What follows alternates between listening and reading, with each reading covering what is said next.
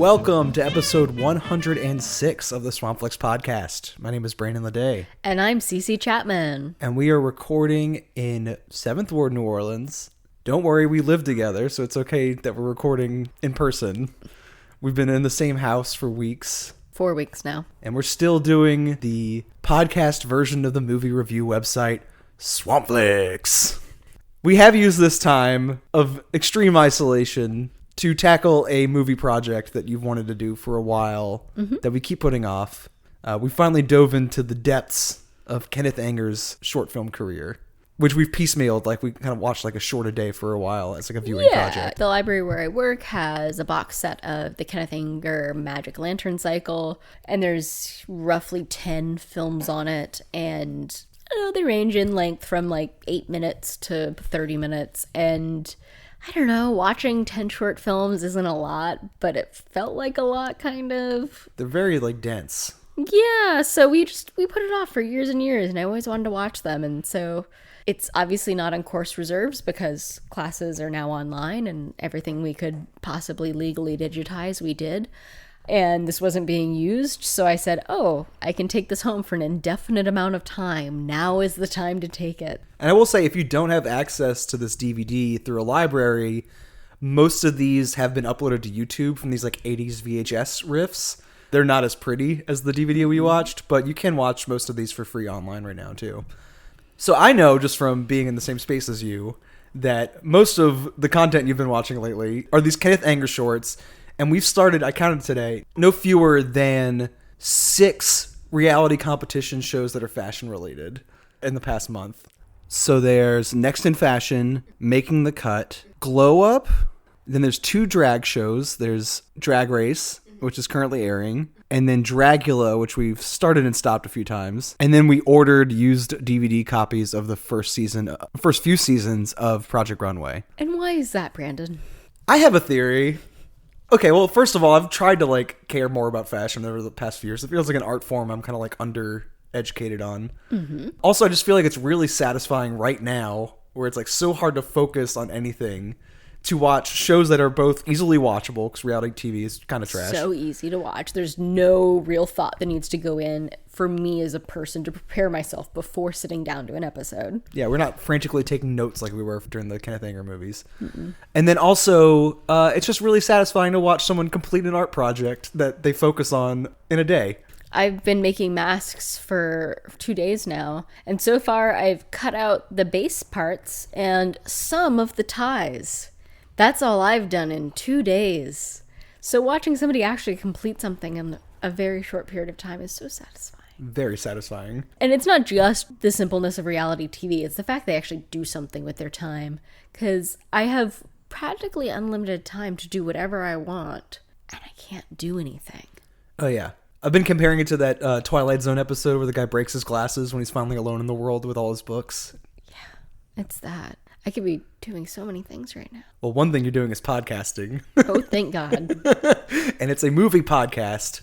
So have you had any time to watch any other feature films since this started? Yes, I have. So one of the films that we watched together was a film that I had originally picked out when I was doing Movie of the Month with y'all, and then I needed to bow out so I could focus on school. And so this one we didn't get to do for Movie of the Month, and you still hadn't seen it, and it's kind of a comfort film for me. It is Ma Vie en Rose, My Life in Pink is the translation. It is a French movie from the late 90s, and usually films from the late 90s that deal with LGBTQIA subjects aren't always great. They can be a little simplistic in their worldview. They can be just a little off politically. This one actually comes out pretty sweet. It's a story of this child in, suburban 1990s France who, much to the consternation of their very uptight, kind of conservative parents, is, trans. They're just this sweet little girl and they just want to wear dresses and they really love this hyper surreal Barbie doll television star, and it doesn't focus too much on that storyline of being trapped in the wrong body. There's not a lot of self-hatred. all the bullying comes, very clearly across as these adults are behaving irrationally. It's well acted. The costumes are really fun and bizarre. Everything's very like Edward Scissorhands, kind of suburban, like pop. Yeah, it's very like curated, crisply like confectionery style suburbia. So it's a little bit surreal, and it feels surreal as you watch it. But yeah, for a late 90s movie, it's not terrible, which I know that sounds like a soft review, but it is sweet. It is a really sweet film, and the fantasy sequences are really fun. I thought it was absolutely gorgeous, and actually even more so than the like Tim Burton stuff. It reminded me a lot of Todd Haynes films. Yeah, especially like, what's the one that has the bunch of shorts and the boy flies out the window? Yes, that's exactly the right one. It's called Poison. Yes. Movie. So yeah, you have like two tracks, right? You have this like coming of age story about this like trans identity from this kid, and that feels like very rooted in like real life cruelty, and it's mostly the cruelty of like enforcing gender roles in this kid who like doesn't need that. Yeah, no, she's fine. She's totally fine. She's like, look, I know that I was born this way, but someday that can change. So I'm just going to be patient. It's fine. You guys don't need to freak out about it. Like, I'm perfectly comfortable. And it's just everybody else being so uncomfortable. But I feel like we've seen that before in other movies. Like there's other movies that cover that territory. Even on this show recently, we recently discussed Celine Sciamma's Tomboy, which is a very similar story, but it's shot in this like sort of docudrama style. This, what really struck me was that you get that very like substantive theme, but it's paired with that Todd Haynes like surrealism, so that when the kid escapes into her like favorite Barbie style TV show, it becomes this like dollhouse miniature realm that she like goes into, almost like Alice in Wonderland, and it becomes this like very like artificial, surreal, just beautiful, I want to say like exaggeration of like playing dress up. Like it feels like when little kids play dress up and escape into like their own imaginations, the movie replicates that on the screen like beautifully. And I'm always going to be drawn more to that like fantasy side than I am to the docudrama version. I don't need the kitchen sink realism. Like, I'm fine without that. I tread a line, one, because, I am not trans, so I can't speak like for how this film might affect somebody if they watch it. And, some people might watch this and be like, oh no, this film's super dated. It's just wrong. I just happened to always really like it when I was a kid. Like, I had this short period of time where I had access to IFC, and this was like one of the films I watched. And I was like, oh my God, there's a world that I can escape to someday. A world where there's people who aren't like the ones I'm around right now. Oh, thank God. And so, like, my soft spot I recognize might not necessarily be there for other people. But no, I do think the fantasy stuff is definitely what sets us apart from other, like, that whole 90s, like, we have to talk about serious subjects now for indie films. We're so real. We're not doing, like, action films. This is an Armageddon, which can be, I don't know, a bit overblown. Yeah, this feels like it's more like an echo of new queer cinema than it is that style. So yeah, no, I think it's a fun film. I think it's a sweet film. I really recommend it, Yeah, it's really solid. I liked it a lot too. Solid film. It held up a lot better than I thought it was going to. I mean, there are traumatic things that happen in it and really dated ideas of gender in it, but they're all coming from very misguided people in this kid's life. Yeah, like pretty much all the like weird stuff that you're like, oh, that's not really how I think about that nowadays, comes from people who are wrong. And they very clearly set out like who is a villain and who is a hero and who is, just wrong. Yeah. Anything else stand out that you've been able to watch? Well, we recently watched something on Netflix. It was a brand new release called The Platform. It is a Spanish science fiction film about income inequality and politics. It's really gross and fucked up. So it's obviously not going to be everyone's cup of tea because it is very heavy on the gore. It's set up a lot like a stage play, like Waiting for Godot almost, but like much, much nastier, or Endgame even, where we have the conceit. It's 100% conceit. So there is a prison tower with hundreds and hundreds of floors, and a platform of food descends the tower every day, and you have like 5 minutes with this platform to get as much food off of it as you can, and then it continues to go down. And if you're on a lower floor, there might not be any food. So for the whole month that you're on that particular floor, you may starve to death, or you may have to cannibalize the person that you're in a cell with, etc. And it just follows this one guy who goes in super idealistic. He brings Don Quixote with him as his one object that he brings into the prison, and afterwards... Yeah, like other people brought a knife or like a rope, like things that might help them survive in the scenario. This. Yeah, and he brings a book. And unlike a lot of the other people that he encounters, he chose to go to this place because in exchange he'd get a degree, which everyone else is like, you wanted to be here? I was sentenced here for murdering someone. This is hell. Why would you choose to for something as stupid as a fucking degree? And it's like, I don't know. Why would any of us do any of this shit? Poverty, am I right? But yeah, it was very much written kind of like a college student's like think piece. Like it felt very much like a political paper turned into science fiction. Like if you were using science fiction to explore like political philosophy. And it's really gross, but the acting is really good. There's a lot of really memorable characters. There's a lot of really memorable scenes. I'd say it's darkly funny too. Yeah, it's kind of hilarious. Yeah, for a movie that's all political ideology and world building, it could be like a very self-serious like freshman philosophy course, and it kind of is, but it also like has a really wicked sense of humor too. 100%. Like they do make fun of, you know, the serious guy who brings Don Quixote, and they make fun of all of his cellmates and just the absurd situation. And yeah, no, it's funny, it's weird, very gory, very violent, but I don't know. I really liked it, and I think just I'm probably not the first person to say this because, you know, it's one of the only new releases that have come out in the past month, so probably it's already been talked to death by people who would cover a violent horror film already. But there's something about how they're locked in this cell space with just one other person, and where they are in the tower affects their possibility for survival based on this sort of like arbitrary hierarchy, which, you know, I feel like has a lot of relevance to how we are all right now. Like people who are lower in the class system that we live in are going to be more affected by COVID-19 than people who are wealthy and can, you know, afford tests and doctors and can afford to work from home. And not, or who have remote summer houses or second properties they can flee to. So yeah, I just think it's very appropriate to the time we're living through, the very strange time we're living through right now. There is something about that violence that is just so cathartic. It is so over the top and cartoonish, and I really love that in the movie. Like, it could be just this very self-serious political statement, and it is in a lot of ways, but I just like that it was having fun with the scenario. And it was not like a miserable watch, even though it was a very gross watch. Yeah, fair. I think that's fair. They keep the pacing up good when nasty, violent things happen. If it's, you know, sexual violence or anything like that, you don't really see it. They push a lot of that off the screen really quickly. So anytime you do see violence, it's just kind of this almost cartoonishly gory stuff that is very, very like distance from the reality I currently live in, where I'm never touching people or seeing people. So to like, you know, like watch somebody gleefully stab another person, it's like, oh, well, that's not my life right now. I'm fine. I mean, that's not, but the sort of overall arcing frustration of the movie is that they want to achieve this solidarity across the prison to break out of this like cycle that benefits very few people, and it's just impossible. Yeah. And it's hilarious how difficult it is, like, for the people who are trying to organize and trying to make this happen, because it's not in any one person's best, like, it's in all of their best interest, but like in that moment it might not be.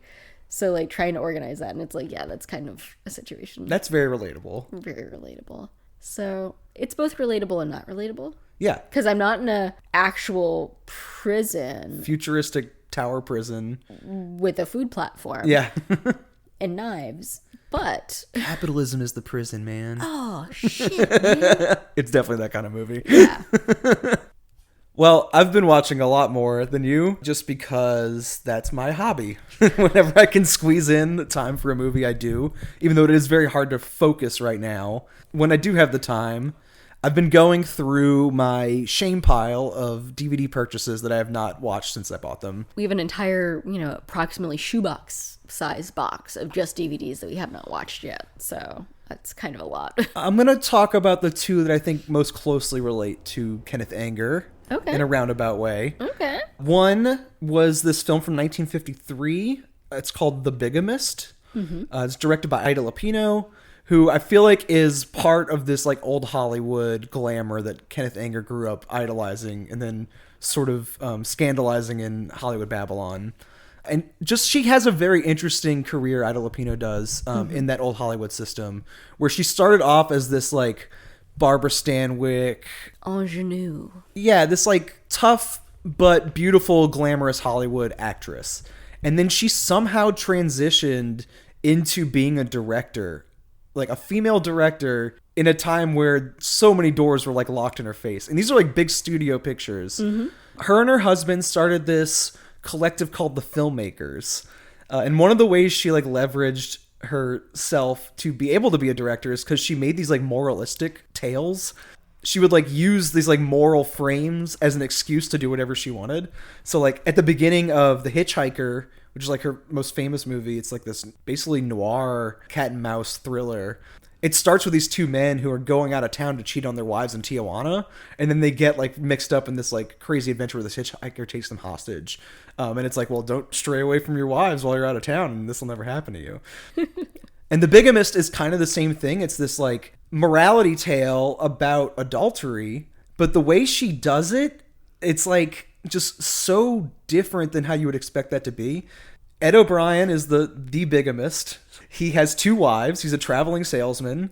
One wife he's been married to for 8 years, and it's become kind of a marriage of convenience in this like business partnership.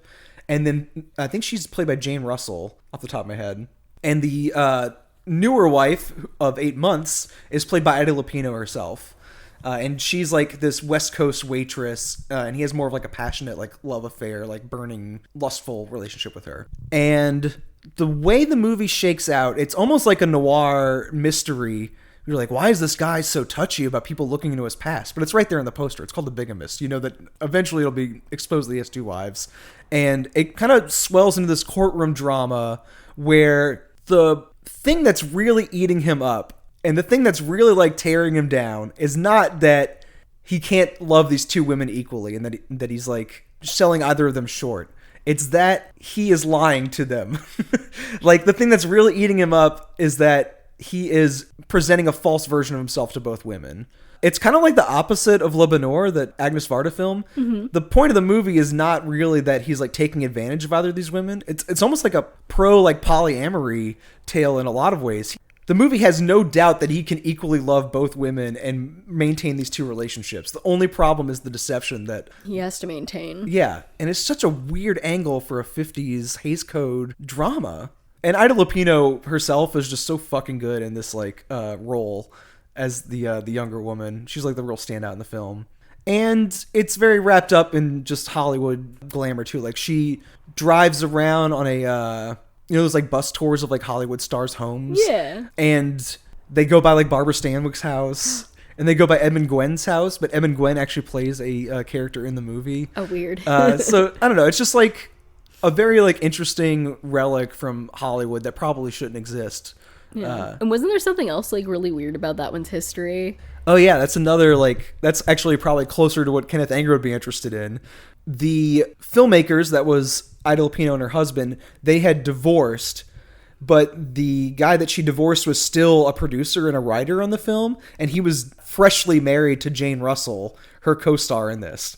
So like the bigamy in the movie is actually like behind the scenes as well. Like her and Jane Russell are also actually in a relationship with someone, because she's still making movies and writing with this guy that Jane Russell is now married to.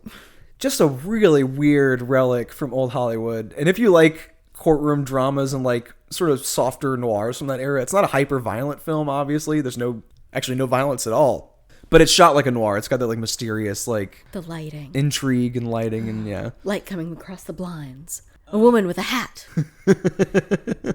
I really liked it a lot. The Hitchhiker is more of like a throat hold, like it's like obviously intense. This one's more like just interesting on a moral level. Like reading its moral compass is very like tricky. The other movie I watched is only relatable to Kenneth Anger in that the director only made shorts throughout her entire career. Her name was Sarah Jacobson. She declared herself the queen of the underground film. And I feel like shorts are like underground filmmaking. No one really wants to watch them outside of film festivals, really. Yeah. They're hard to market. I never really want to sit down with a bowl of popcorn and just watch a series of shorts in my house. But I don't know. I'm not cool like the cool film people, I guess. Her biggest one, I think, was I Was a Teenage Serial Killer. I actually haven't watched that one off the box set yet. But she did manage to make one feature film, and it's called Mary Jane's Not a Virgin Anymore. Great title. Great title. So this is a filmmaker from like the Riot Girl zine culture era of like 90s punk. Mary Jane's Not a Virgin Anymore is her riffing on like 50s Roger Corman like teen pictures, those like Road to Ruin movies where like girls lose their virginity and like their whole life just goes to shit. Oh, reefer madness. Oh, no. Yeah, that kind of like moralistic stuff. But what she's doing is spoofing that and then turning it into genuinely like healthy sex education for punks.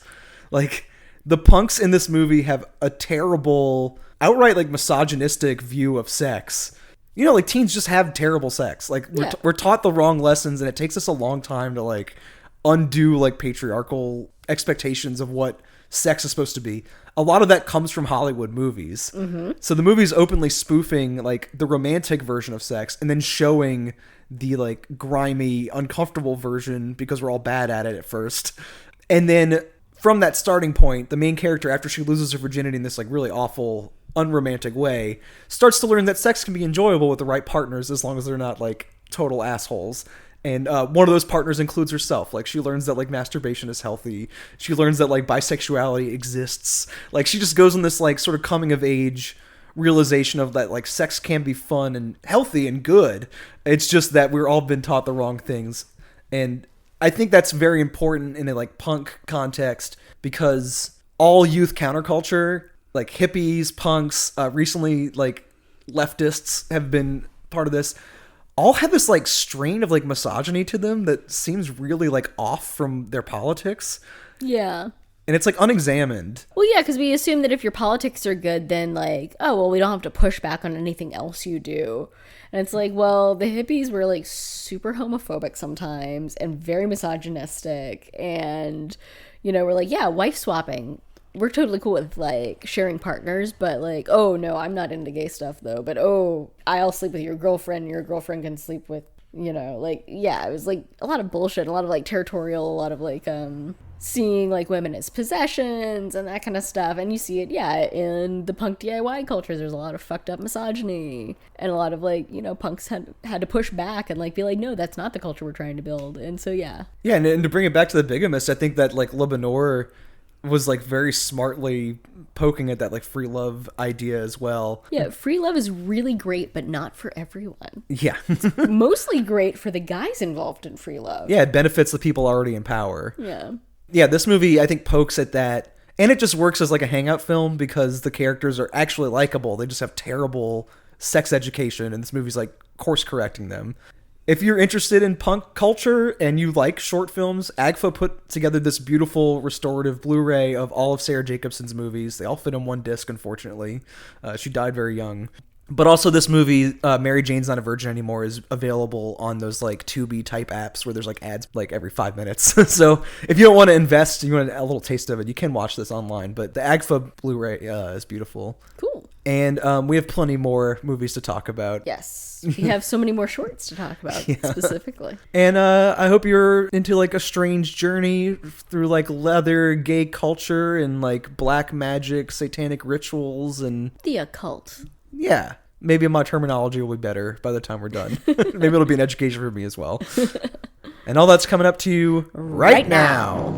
I grew up in Beverly Hills. I went to Beverly Hills High School, and my hobby was collecting gossip and stories and also newspaper clippings and magazine write-ups and so forth about Hollywood scandals and tragedies. I've always seen lots of Hollywood films, and luckily I had indulgent parents and I could go at least once or twice a week to see films. I would go usually every Saturday when I was growing up, and I learned a lot about cutting and pacing and things by watching the serials. So usually for this segment, we do like a movie of the minute and then relate it all to like a larger topic. But this whole episode is like a larger topic. We're doing a bunch of films that all are part of a series called the Magick Lantern Cycle, as we said earlier. And it was a series of short films directed by Kenneth Anger. So I just kind of want to sort of sketch out here, who is Kenneth Anger and what is the Magick Lantern Cycle? Mm-hmm. These are harder questions to answer than you would think. Yeah. I know Kenneth Anger mostly as the author of Hollywood Babylon. Same. I grew up reading Hollywood Babylon. It is a filthy, trashy, largely unsubstantiated book of rather nasty and salacious rumors of the golden age of Hollywood stars and starlets, published sometime in the 60s or 70s.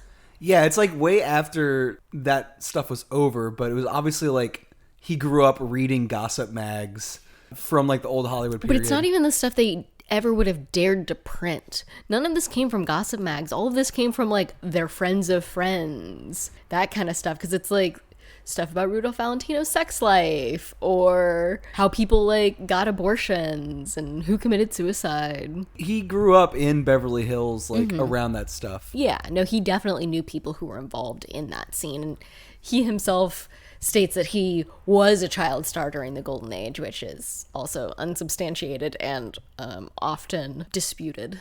And I would say that helped me fill in a gap in this conversation, just because I was looking at when these movies came out. Mm-hmm. And there's this gap, I think from 54 to 64, where there's like no films in the cycle. And it's like, what was he doing in that time? And I think he was working on Hollywood Babylon in that era. It's partially that, and partially his mother passed away. Oh, okay.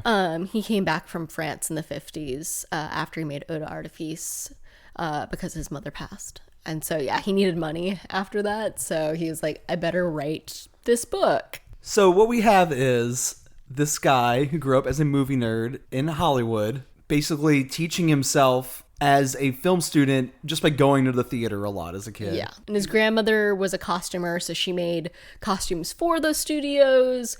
So he also had an in from her, and she was largely influential in his life. She doted on him, and he often lived with her when he wasn't getting along with his parents. He borrowed some money to make a movie. And I think he used like family vacation 60mm footage that was going to expire by the next time they were on vacation. And that was like the only time they took home movies. He's like, can I use this like film that we have left over to make a movie? And he sort of became like an art filmmaker that way. Still in his teens. Yeah. And through that happenstance, he became like the first openly gay filmmaker to make a dramatic film about queer topics in American filmmaking circles, and he got a lot of attention for it and basically launched into this like longer career on niche topics that included this like openly homoerotic content in a time where like that was basically illegal, like it was an illegal act. And then as he leveraged that, added in more niche subjects like his interest in the occult, which I believe started in high school as well. Yeah, or even younger than that. His grandmother gave him the books from the Wizard of Oz series, and those books include a lot of Rosicrucianism themes throughout, so that kind of got him into the occult. And then he started reading the works of Aleister Crowley and became an adherent of Aleister Crowley's religion, Thelema. And then he became friends with Anton LaVey at some point too. So Yeah. There's a little bit of satanic influence. Yeah, he's a little bit Church of Satan influence, but at the same time, his like true thing is Thelema. Right. Like he is still a, proponent of Thelema. And just sort of by watching these, I think what attracted him to the Anton LaVey stuff is just the ritual of it. Mm-hmm. It's so theatrical. I think what LaVey was doing was taking these like rituals and turning them into these like public stunts. Mm-hmm. But it seems more like Anger was like a true believer in this stuff and like was trying to focus the energy and the magic of these rituals into his filmmaking. And something he talks about a lot, I've watched a couple interviews where he says like, I was trying to get famous and become like a mainstream filmmaker and like using magic and magic rituals to like focus my energy on that, on like manifesting that. And I eventually just figured I couldn't have it all. I could create these like magic feelings and energy in my work, but I could never make that amount to a real life success. A lot of the films from like the more occult period of his stuff definitely feels like it's a spell. The film itself is the spell. And he's also capturing people performing ritual and spell on tape, but it feels almost like the work itself is the spell. Right. Which I think is kind of interesting. And that's very romantic to talk about. But after watching these and sort of reading their production histories, I find it a little less romantic now. On one level, he's a very interesting person because of all that. Yeah, no, like one of the films we're going to talk about, Fireworks, is the film that helped turn the Supreme Court and like strike down obscenity laws. Like it, along with Ferlinghetti's work and Ginsburg's case, all that was part of the same 1950s milieu that helped strike down obscenity laws. So like, so important for censorship, so important for expression, also doing this cool stuff with the occult. But I think that international attention, though, inflated his ego a little bit. A little bit. And when you read about the production history and all these like Magick films, it seems like he was just a bit of a drugged out mess at a certain point. And it was hard for him to complete projects because his mind was kind of scrambled by, you know, LSD and, you know, all the other fun party drugs people were doing at the time. Definitely. We're going to talk more about like the individual films later, but overall, they feel a little shoehorned, like as a series.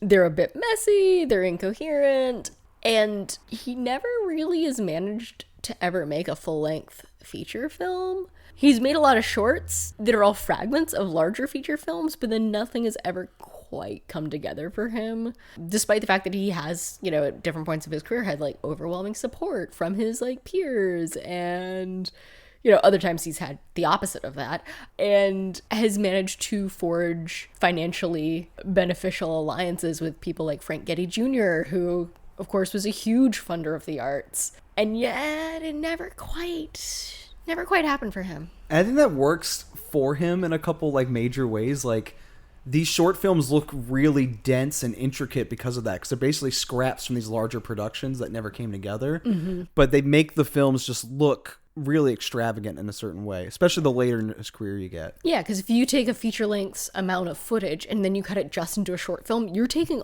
only the very best moments. And they also just sort of build his legacy as this, like, you know, dark force in the outskirts of the film industry, this sort of outsider, magic, queer man who was forging his own way, and like the system didn't like prop him up properly.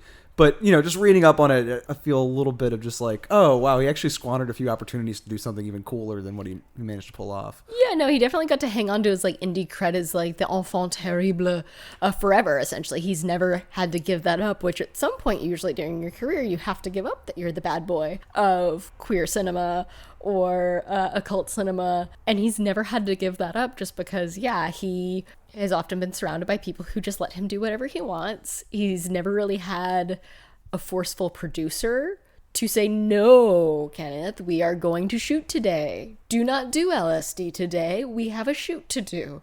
No, we're not going to Morocco this month. We need to finish the like editing we already have. Like, he never really had that person long term. And he himself never seemed to have that sort of discipline. Yeah. So really what you have is someone who has made 40 short films total. That's like the number I saw. What I was confused by is what makes the Magick Lantern Cycle, and finding information on how these films were selected is a lot harder than you would think. Yeah, when we first went into it, we thought that it would just be films that reference the occult, have, you know, either direct occult ties, like the filming of a ritual, or have like little nods, little Easter eggs, which he often does throughout his films. There'll be perfume bottles used throughout productions, or the moon or other symbology kind of included, and that didn't really pan out once we watched them. Yeah, I would say, you know, there's a little bit of mixture of dream logic and like magic feeling in the air in like most of these. And it's mixed with his, like, prurient interest in, like, muscle men and, like, phallic imagery. Yeah, very Tom of Finland era sexuality and portrayal of gender. But overall, I would say, like, the unifying theme of these movies is they all have some sort of ritual to them. Even the ones where you don't even think, like, oh, that's a ritual. If it's, like, someone just selecting a dress to wear for the day, that'll come up later. You know, like, the more you see that in the context of the cycle, that's what sort of stuck out to me as like the only unifying theme is like the power of these like personal rituals and like Yeah, no, definitely. Magic can be that very big campy spectacle like LaVey, or it can be a person polishing a car lovingly. Yeah. People forget that magic is also very mundane. If you are going to a job interview and you want to do well, you polish a specific pair of shoes, or you do like the little superstitions. And I think that does come up in some of his films that aren't particularly magic. It's just that kind of feeling of the personal ritual. And I at least was glad to see that this wasn't like an arbitrary selection of movies, in that, you know, it's not like a DVD distributor was like, okay, this is the Magick Lantern series. He actually did group them himself initially. There's a screening in 1966 in New York where he came up almost with a ritual. He had this like postcard playbook of like everything that was going to be screened that night. You know, underground art snobs in New York were watching this. And part of it was just a list of films with some screen grabs. And then part of it was these like magic Aleister Crowley inspired symbols. So the ritual of watching these movies was almost like an invocation in itself. And he included in the program notes like when you should drop acid, you'd come up at the exact right time to experience the full magic power of the movies as well. Yeah, and definitely like a lot of the magical films from the first half of his career are part of that original cycle. But then it looks like, on our DVD set at least, it continues after that. There's more films that are now being included in the Magick Lantern cycle. And more so than even that, he's completely revamped a few of the movies, changed things around, added movies in, taken movies out, and he's still tinkering with that stuff now, it feels like. He's still alive. I feel like we're kind of talking about him like he's dead. But he's always just continuously messed with his work. Yeah, like it's like the George Lucas effect. You know, he's always tinkering, and sometimes we don't get to keep the original cuts. He'll cut something out, and then the film will be gone.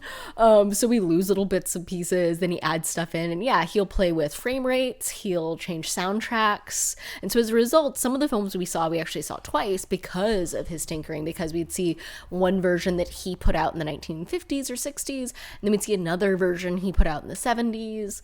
One of the earlier films that we saw from him was from, I think he shot in the 40s. And the soundtrack of it, we were like, this is either this band is like the earliest version of psychedelia that has ever existed, and they're doing this music in the late 40s, early 50s, or he added in the music later, and we looked up, and yes, he just switched the music. Yeah, it used to be around. some opera. Yeah, it's Verdi. Yeah. And then, yeah, he swapped it out. We can at least say he initially grouped these movies as the Magick Lantern Cycle, and we know where he got the name from. Yes. He combined two ideas, which was the Magick Lantern itself. Do you want to describe what that is? So a Magick Lantern was a popular pre-cinema form of entertainment.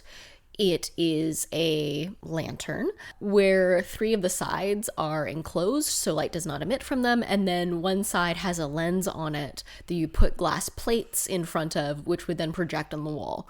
Obviously, that's just a static image. It's not a lot to it, but people would do Magick Lantern shows, and those people were very often magicians, stage magicians of some kind, practical magicians, and so they would do things like they'd have smoke in incense burners, and they would do shadow puppets and other things along with the image to create an atmosphere, to tell a story. Which is like the earliest cinema, in Essentially, a way. Yeah.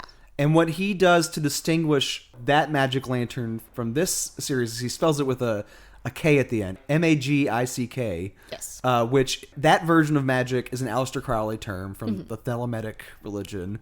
And that is supposed to distinguish real magic from magicians and like that kind of visual trickery you were just talking about. So this idea is like, I'm using cinema to create real world magic through the Aleister Crowley tradition. And that is his intent with this series. And we can discuss each film, whether or not he's successful as we go along. Yeah, totally.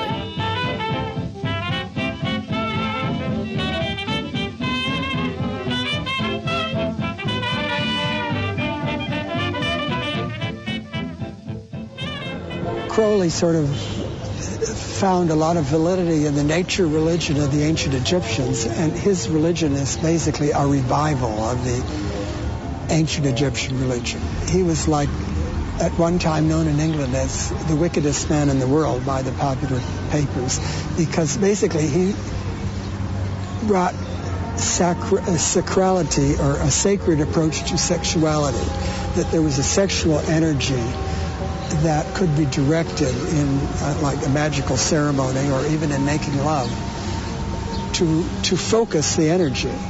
As we said, there are several different versions of the Magick Lantern Cycle that have changed a lot over the years. Mm-hmm. If you look these up on YouTube, Kenneth Anger's like 80s distribution was this like VHS company called Mystic Video, which I'm pretty sure was just distributing his films. But the version we went with was this 2010 release from Fantoma. So we're just going to discuss the movies that are included on that DVD set as they popped up on it, which is more or less chronological. More or less. And the first one included on there is 1947's Fireworks. This was the film that kind of catapulted him to an international stage immediately. It was his first film. Like I said earlier, he was using like family 16 millimeter camera, like a home movies setup, and teamed up with a bunch of art school students in San Francisco. A few of them happened to be sailors as well. And they collaborated on this movie where a character played by Kenneth Anger himself is having this like wet nightmare about getting beaten up by a bunch of sailors. Like he's like cruising at the docks and, you know, hits on the wrong buff Navy man and a bunch of sailors beat him up and it seems like sexually assault him. That is a very concise premise when like the way the movie actually plays out. It's this layered dreams within dreams. He keeps waking up from this nightmare and it's just another level of like artifice. Mm-hmm. And the movie's already loopy and disorienting in the way that his movies only become more and more so over his career. Yeah, it's rife with symbology. Yeah, already there's like that Hand of Fate candle that's like melting in the foreground. So he's already bringing some occult imagery into this. Mm-hmm. Very much so. There'll be an image of a sailor sort of holding his like limp body in this like way that's both erotic and tragic. And that'll be appear in a photograph. And then later within one of the like inception layers of dreams, the actual image will happen and you'll see the sailor holding him. The violence is eroticized. There's a lot of like waist level shots of men buckling and unbuckling their pants. There's a scene where he's getting beaten and then this milky like semen like liquid is poured on his face until he's like choking on it. It's just milk. It is so graphic. The title Fireworks becomes very literal at a certain point where in the fly of a sailor's pants, there's this like phallic firecracker that's sticking out of the buttonhole. Yeah, and like a Roman candle or something. Yeah, and it just ejaculates sparks everywhere. And it is like an explicitly gay movie. It's got this like kind of Tom of Finland, hypermasculine, rough trade kind of like eroticism to it. Mm-hmm. And for 1947, when homosexuality was an illegal practice, that was a big deal. And this movie became like a Supreme Court case for First Amendment rights, which he eventually won after much fighting. And, you know, we'll talk about the opportunities that came to him after that catapulted him. I think this movie has a very clear narrative to it, a very clear purpose. And I was wowed by it immediately. Like, I don't know if it was just from not knowing what to expect from him as a filmmaker, but this being like an opening firecracker shot into the darkness of queer cinema at the time, which was non-existent. Like it was very impressive and memorable. Yeah, I mean, I would say a lot of the individual images from it are extremely memorable. For me, you know, part of it was the film obviously was of poor quality and degraded before the restoration took place, so a lot of images are blown out, a lot of stuff's really scratchy, and you can't always see really what's going on in a way that is not like artifice. It's not like Guy Madden who is purposely scratching his film. It's just that this film is damaged. And so, you know, that's a little disappointing. Like, they did a really great job restoring it, but it still never had the richness that it could have had, probably because it was already shot on expired film stock. I didn't always, because it was such an inception layer of dreams within dreams, and a lot of symbols were used, like a burning Christmas tree being fed sideways through an open doorway and then later shoved into a fireplace. Like, I don't necessarily get all of it. So, like, for me, I was a little unsatisfied just because I didn't get it. But also, that's just, like, me being, like, dumb and feeling dumber for not getting it. There's going to be a certain level of that. These are, like, intellectual movies to talk about where, like, it's provocative imagery where there's no right answer, really, you know? Yeah. But I think this movie gets away with that, maybe more so than some of the other ones even, because it is a dream logic story. Yeah, so yeah, you put something weird in it, and it's just, oh, well, you know, weird things happen in dreams. But I don't think it's completely loosey-goosey or anything. No, all of it has a meaning. That's what's frustrating, because I don't think he was necessarily putting things in that just randomly. He didn't just like pick up a random thing and stick it in there. Like, he thought about it. It made sense to him. The only way I can see the Christmas tree sort of fitting in with this is that it's this sort of like Norman Rockwell, like Americana image. I know like the Christmas tree has like been all over the world, but that like highly commercialized version of Christmas is very like consumer American culture, and they like literally burn it in the fireplace at the end. And there's something kind of blasphemous about that, even though it's not like an actual Christian symbol. Yeah, no, it's like anti like heteronormativity, like anti that nuclear family with the 2.5 kids and picket fence and all that. Like, I get that part. And there's something a little perverse about that. And there are other details that are a little obscure when he's hitting on the sailor at the dock and cruising. The way he like, I mean, this is a silent film with no dialogue. We should mention all these, I believe, are silent. They're scored with music, but they're not like dialogue based. He offers to light the sailor's cigarette, which is like a classic cruising tactic that you'll hear, you know, gay men who were cruising at a time where you couldn't be out. Like, they talk about that. Like, you offer to light a stranger's cigarette, and the way they react to that advancement, or like adjusting your belt buckle. And there's a lot of belt buckling fiddling in this. So that, I think, would be a symbol that would like speak directly to gay people at the time. Yeah, absolutely. But then you have like the rocket shooting out of the pants where an erect dick would be, and it's like that would be missed by no one. That's not, yeah, you can't miss that. Or like there was a flash where you see an erect penis, and then it's like, oh, it's a wooden figurine. It's like, oh yeah, no, it's symbology's obvious. It's a dick. The dick is the symbol. Or like there's a scene during the rough trade when he is being beaten to death by the seaman. And even that. And, you know, they rip his chest open and there's viscera everywhere. And then instead of a beating heart, it's like a gas gauge. I couldn't tell what that was. I thought it might be a compass, like a sailor's compass. Yeah, or a sailor's compass, yeah. And that shot is brutal in that like Unshan Andalou style where it's just like animal guts and they dig into it and there's this mechanical piece on the inside. So classic like Buñuel surrealism there. But so yeah, it invites you to interpret things however you want to.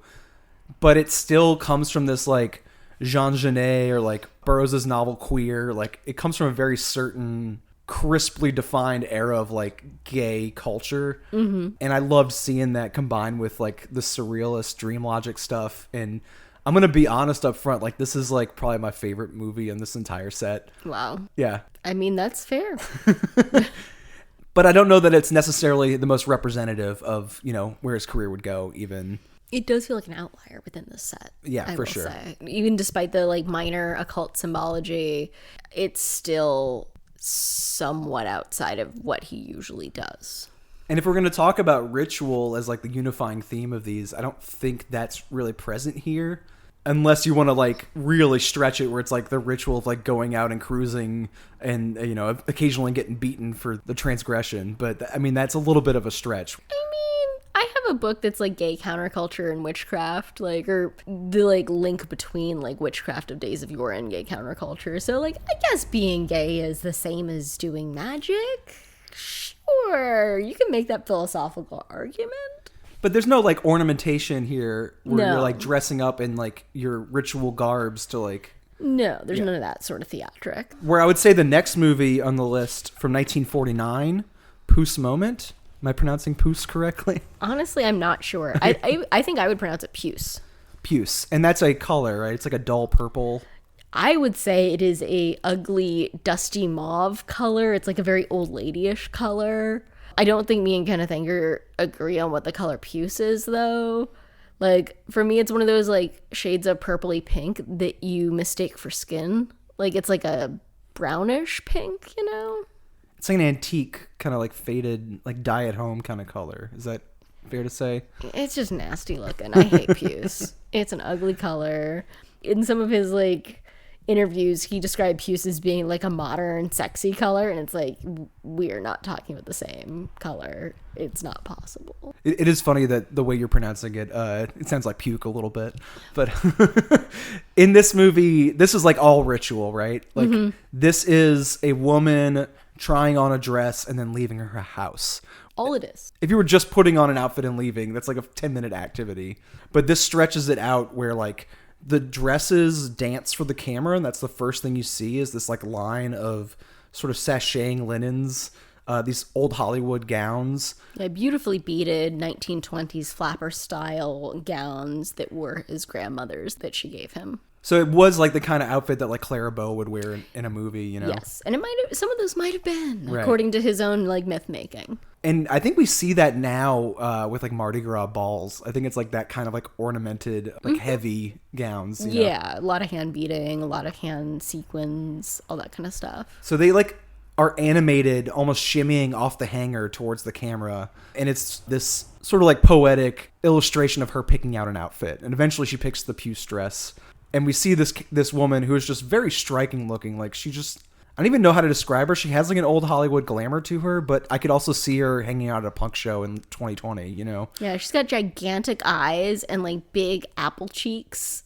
And yeah, just these huge, ridiculous wide set, like almost like cow-like eyes with those super long eyelashes, this long spidery lashes. So. Yeah.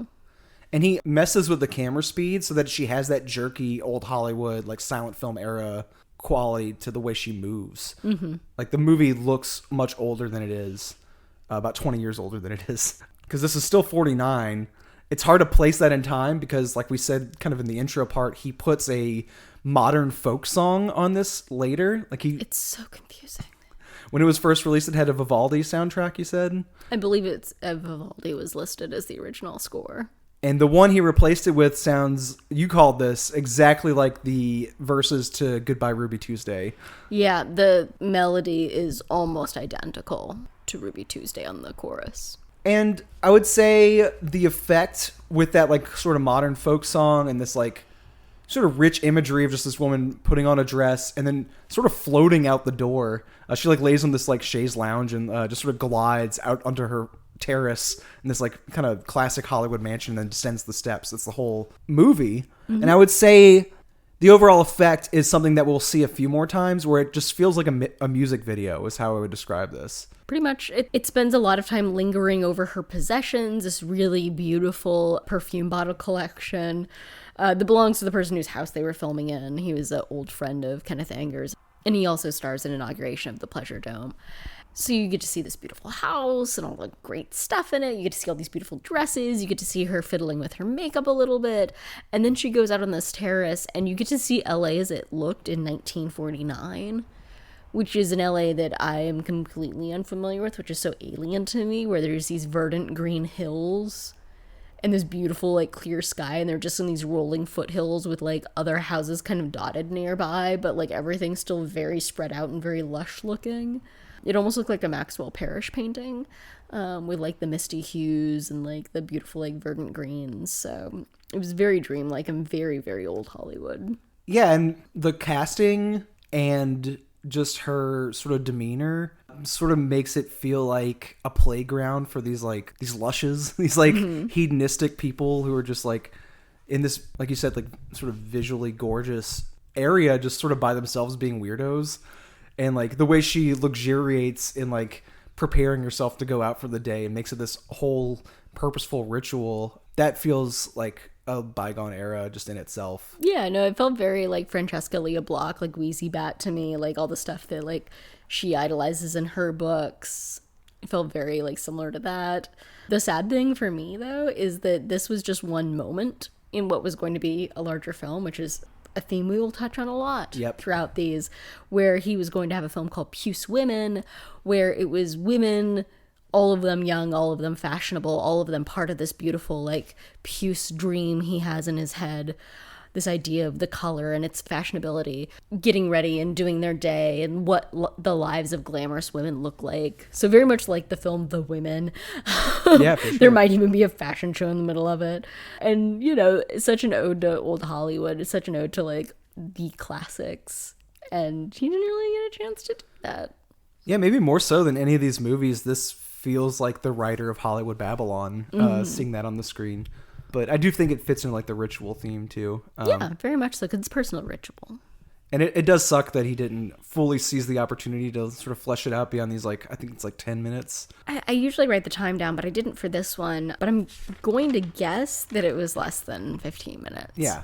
Well, he didn't get to flesh this one out, but the notoriety that he gained from Fireworks playing in France got him the attention of Cocteau, who was on the judging panel for the festival where fireworks played, and he got invited over to France to make a few movies and get sort of like bandied about by Cocteau, and he was like introduced to Jean Genet and other like poetic weirdos from the queer scene out there, and he made a couple very like stately traditional movies, I would say, while he was out there. The first one being Rabbit's Moon from 1950.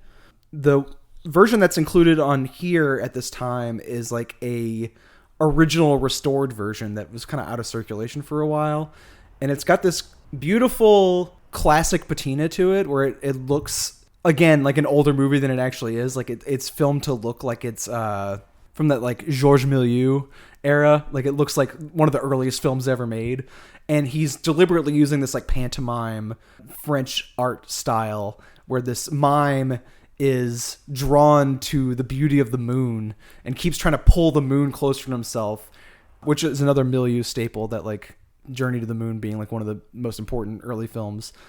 I'm saying his name wrong. It's Malay, right? Georges Méliès. So it's like both classic cinema, like which was born in France as well, and it's like French pantomime, which was also a big deal recently there with Children of Paradise, which we talked about in a recent episode. Mm-hmm. You know, this mime is in love with the moon. He also briefly is distracted by this beautiful woman, and then very much distracted by this like devious like devil character that intrudes on his like little garden space where he's like poetically yearning for all these different things. If you want to talk about like fireworks being like one of the least like representative of his films, this feels like a weird outlier to me as well. I'd say his French films feel very much like an outlier. This and the one we'll talk about after. This one is on a very theatrical set. Most of his films are just filmed in houses, people's houses. And even though, you know, there's obviously a set built within the house, or there's a certain staged atmosphere to where he usually films, this is an actual set with a scaffolding above it, with lights.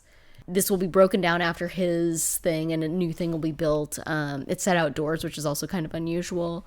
Again, fake outdoors, though, because there's paper trees with paper leaves and a moon made out of cardboard. So it has a very distinct artificial sheen to it that his films don't always necessarily have. Yeah, it's sort of like filmed more like a traditional narrative movie. Or even a stage play, more so than which is very Children of Paradise. Mm-hmm. There is like a couple things I would say sort of connected with everything else. The sort of repetition of this mime reaching for the moon and almost like trying to pull it to Earth and like pull it closer to him feels like this like magical like incantation. And then also in this movie we get to see an actual magic lantern, which might be like where he got the name for the series from. Where the mime just sort of like plays with one of those projectors we were talking about earlier. Oh, but he doesn't just get to play with it. So the devil is trying to get him to stop obsessing over the moon. I assume because if he stops obsessing over the moon, he has no reason to be alive, and then the devil has him forever.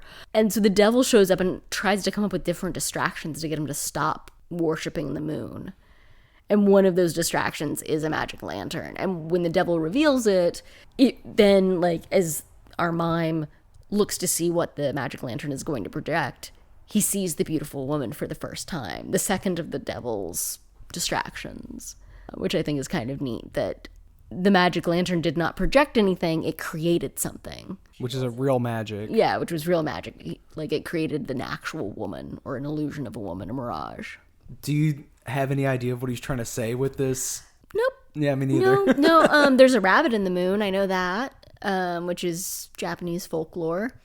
And yeah, no. I mean, if I really want my brain to work overtime, I could come up with something about how, like, there's, like, a real-world magic that we're, like, yearning for, and then, like, there's these distractions from it that pull us back down to reality, but who knows, honestly. Yeah. I kind of felt the same way with this next piece as well, from 1953. It's called Ode to Artifice. There's a actor in a extravagant gown, kind of looking like Marie Antoinette, and they're running around in this really ornate garden where there's just beautiful fountains just shooting water in like every which direction. And that's it for minutes on end. It's just this beautiful series of like fountains shooting jets of water. Some of it looks a little ejaculatory. but mostly it just looks like streams of water. Like I really didn't really understand the point of this one. I did see one quote after the fact on Wikipedia that sort of explains what he was going for. But I kind of want to hear if there's anything that stuck out to you more, because I'm being a little dismissive of this one. I thought that the water looked very glittering, like diamonds, when in fact it's, not really anything special. I thought that the place where he filmed it was very beautiful, and I thought the actor or actress looked really great in the outfit.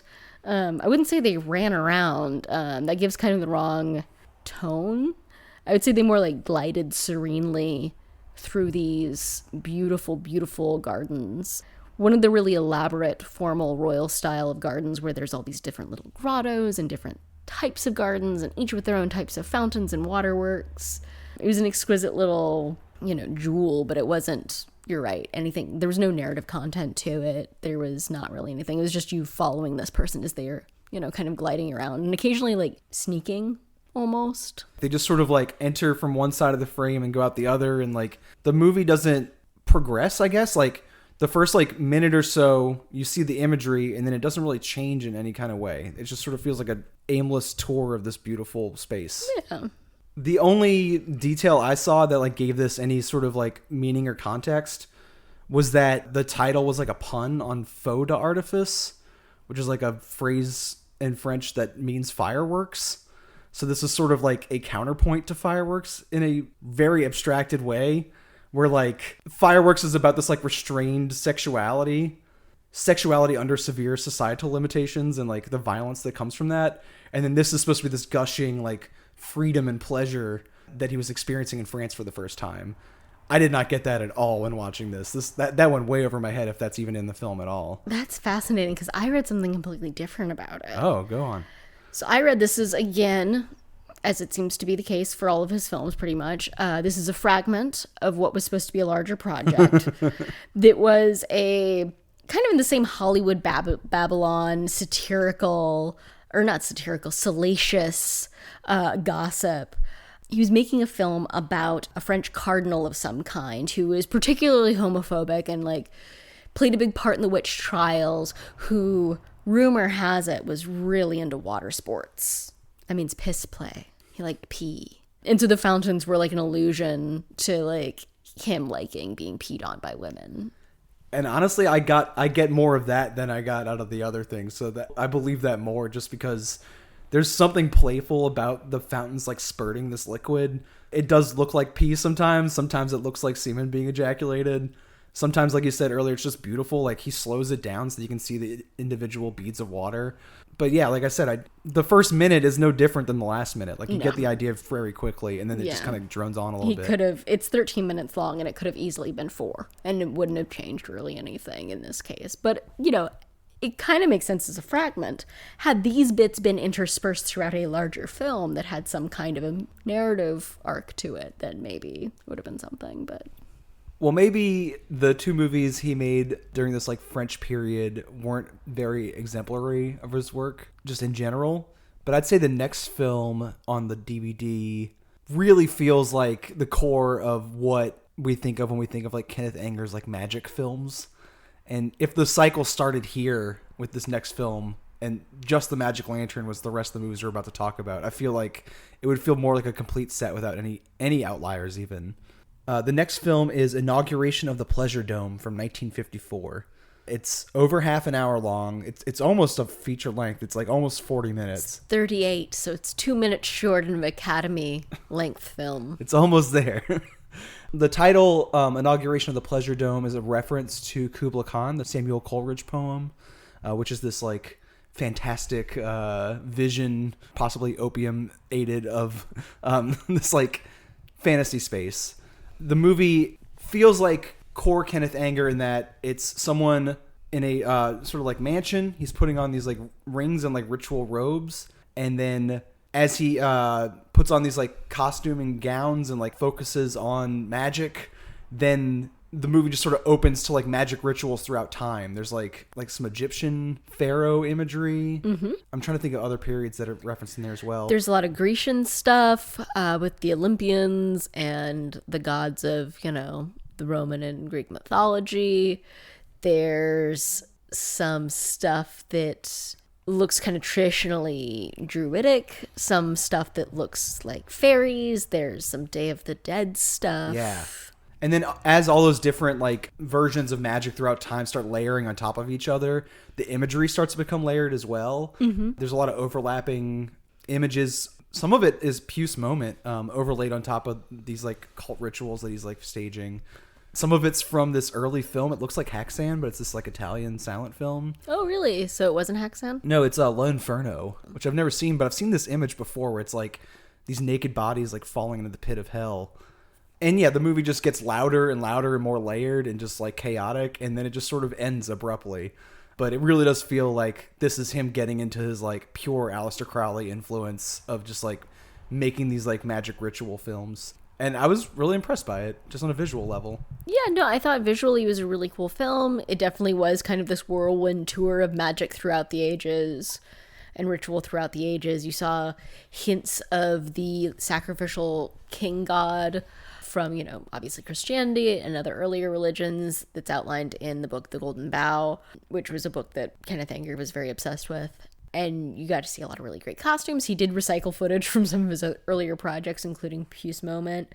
It's not great as far as narrative and pacing goes, because it does build to this big moment, and then it really, truly just like cuts off in a harsh way that isn't very satisfying. It would kind of be nice to see the person we start with at the beginning of the film, who starts off in, you know, in the mansion, the same mansion where they filmed Puce Moment. That was his mansion. That was the same person who owned the mansion. If we end up back with him like lounging in his bed with his opium pipe, and oh, maybe it was all a dream, just something to kind of finish framing it, because they have an opening framing device, but then there's no closing framing device, which is just a little odd.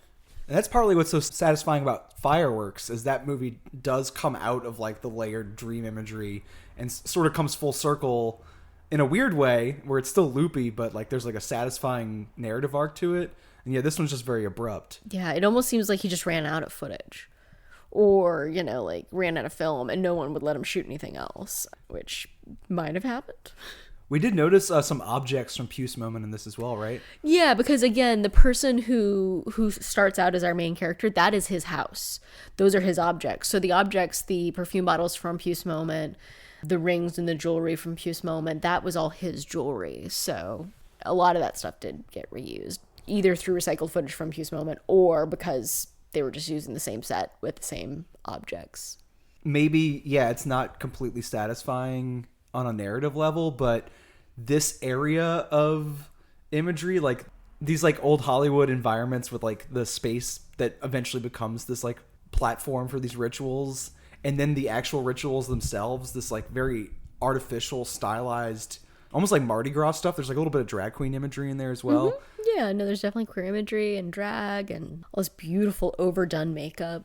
That really spoke to me in a way that maybe some of the later like LSD stuff that's like a little harsher and a little more, I want to say, like edgelordy. When it gets maybe into the Anton LaVey one, there's definitely one that seems like very like trying to push your buttons. I just responded more to this like glam version of like cult imagery. Yeah, no, this is definitely one of his most beautiful films. The color saturation and the tinting, you know, again, the costumes, the lavish sets, or at least the lavish costumes and the not so lavish sets. All of it's just really visually arresting. There's a really famous scene of a woman with a bird cage like on her head that is pulled up in a lot of just like kind of avant-garde film imagery. You see it on like a lot of film covers of compilations and stuff, and that is pulled from this. It is, I think, one of his most beautiful films, just in the lyricism of the way the images move across the screen. Yeah, and maybe it's something that would benefit more from being, you know, projected on the wall at a party than like staring at it for 40 minutes straight. But some like early experimental film showings were more like a party atmosphere where people kind of talked over them and like milled about, and it's a little different when you're just watching it and staring straight at it. Also, part of it, I think, too, is like he has like another opera style score over this one, and I don't feel like I'm properly trained to listen to that at length. Where like some of his other movies, starting with the next one actually, have more of a 60s rock and roll and R&B soundtrack.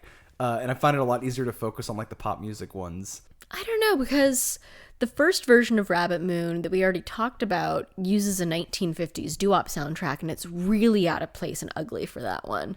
And that was added much later. Yes. Yeah. The next film, actually, from 1964, it's like a whole decade later after Pleasure Dome. It's called Scorpio Rising. It's one of his more iconic ones, for sure. And that is cited as the first drama film to feature a rock and roll soundtrack. So that whole like Scorsese like needle dropping of like Motown hits and stuff that like we really respond to as like a cinematic trope now apparently was like started in Scorpio Rising, which I find very odd. I want to know like what other films were around that time. Yeah, because like it would have felt like films like The Wild Ones or something, which is referenced visually in Scorpio Rising. Would have thought that would have had like... Yeah, but I don't know if it's like an assemblage of like radio songs the way this one is, you know? Like this has like genuine needle drops. And these are like big songs. It's like My Boyfriend's Back. The Leader of the Pack is in there. Yeah, really expensive stuff, honestly. Yeah. Like stuff I'm kind of shocked that he had the money for. And the movie itself is kind of like a 60s pop collage in a way. Or maybe even like a 50s throwback collage. Yeah, a little bit 50s because it's very, very heavy into the motorcycle culture and the motorcycle clubs, but not in the Easy Rider sort of way, more in the Wild One sort of way. Very, very heavy James Dean imagery, including in one of the characters' rooms, like a James Dean fan club poster. This film just kind of like briefly glimpses into the lives of different members of a motorcycle club. And even films the Wild One just off of television. Yeah. Which... How did he do that? Because you didn't necessarily know when films... I mean, they had TV guides and stuff, but he would just have to wait for that to show up on TV and then film it. Like, it could have been years till the next time, like, a television channel showed that film. What I heard was that he was really into, like, the magic of, like, happenstance around this time. So, like, that bedroom that has the old 50s comic books and, like, James Dean cutouts on the wall, that actually just was that guy's bedroom. He was just filming this man in his own space. And he has, like, the same kind of ring bowl, bowl of, like, jewelry that he puts on before he goes out cycling that, like, the cult leader in Inauguration of the Pleasure Dome has as well. Like, they, like, sort of adorn themselves before... They're like rituals in the same way. Another happenstance miracle besides like happening to catch the Wild Ones on TV to film this like Marlon Brando biker movie that kind of defined the regalia of the subculture was that a box of film that was supposed to be delivered to a children's school a few blocks away ended up on his doorstep. And it was Christian footage of Jesus riding into Nazareth on a donkey. That's where that came from. Ugly Jesus. Yeah, this is not a sexy Jesus. Oh, no, he's not sexy Jesus. He's very dowdy Jesus. Dowdy Jesus. So Kenneth Anger gets this box of just like random religious footage that was supposed to be delivered to the school. And he's like, oh, this was meant to be. And he integrated it into the picture. And honestly, it really elevates what's happening here. Oh, 100%. Because it's talking about that obsession with tragedy that like teenagers have. So he's playing songs like Leader of the Pack and My Boyfriend's Back and like songs about like losing your hot boyfriend in a tragic motorcycle accident. You see all these young men with their motorcycles and they're getting into fights and tragic motorcycle accidents. And then there's Jesus. It's like, oh, here he comes walking down the street. He's a rebel. Yeah, he's a rebel is played over the soundtrack too, yeah. And there's like a joke too about like how Jesus just rolled like 12 guys deep everywhere he went. And the motorcycle gang, we see them individually in their bedroom and like shining their bikes and getting ready for the ritual. The ritual itself is like all these like meathead boys roughhousing, and it gets more and more sexual the more they're like playing with each other's bodies, and that's intercut with Jesus and the apostles like walking around Nazareth. Yeah, and like drinking wine and like having like little Jesus parties. So yeah, no, like that was really brilliant intercutting it because yeah, it's a session with like dying young and like the idolization of the one who does die young, like our James Deans, and I thought that worked really well for this. Yeah, it does. And there's like a eroticism of like classic masculinity in there as well, which kind of calls back to the fireworks imagery, just like waist level shots of men buckling and unbuckling their belts. Whole lot of that. Muscly dudes putting on leather jackets with no undershirt, so it's just leather on skin, which is very like dirty. There's a certain like fetishism of like baby fat, like these like really muscly guys who are still quite young, so they have like like abs and pecs, but there's like this layer of like sweet luscious baby fat on them. It's like, oh, the bloom of youth. Oh. And they're not hiding the gay material in this either. They're like rubbing each other's dicks on each other's faces and like pinning each other down, and there's some light teabagging. There's like boy stuff. One boy's getting flustered because everybody keeps teasing him. He's getting like more and more like, hey, stop it, you guys. But then like he's turning red and they're turning red. And I don't know. I think they're all into it. Unfortunately, some of that like juvenile masculinity also includes some provocative button pushing in the form here of Nazi regalia. I mean, that is biker subculture. For sure. They fucking love Nazi shit. And like, I don't think Kenneth Anger was pro-Nazi by any, like, or is pro-Nazi by any, like, stretch of the imagination. Pretty sure Nazis would not have liked Kenneth Anger. But yeah, he just loves boy stuff, and part of boy stuff is Nazi shit. Yeah. Because you're not supposed to like it, and they got good uniforms, and also they idolize stuff. Nazis idolize stuff, boys idolize stuff. He does kind of make it a little subversive, too, like... There's one edgelord waving this like swastika flag from the pulpit of a church, and then that's intercut with some of Jesus speaking a little bit too. So he's really just trying to offend people, I think. Yeah, well, and also, you know, like, people fall under the spell of like a charismatic leader. He's also saying, hey, Jesus was a little like that too. He started a violent cult too. It's not that different. He's definitely like criticizing Christianity and criticizing Nazis, but he's also fetishizing Jesus himself and fetishizing the Nazis a little bit. Yeah, unfortunately, some of that Nazi imagery is inextricable from S&M iconography. It's impossible to separate. Like, you can't have Tom of Finland without scary male authority figures. In leather. In leather. Yeah. It's not like Tom of Finland, like Toko... I don't remember how to pronounce his last name, Laskonen. He hated Nazis. He fought against them. He's like, yeah, they're fucking assholes. They're always trying to get me. But, man, those uniforms, like... And part of it is the taboo of that as well. Like, you know it's wrong. Yeah. And yeah, the movie obviously knows that shit is wrong, and you feel that, but it's like deliberately provoking you and having fun doing it. Yeah.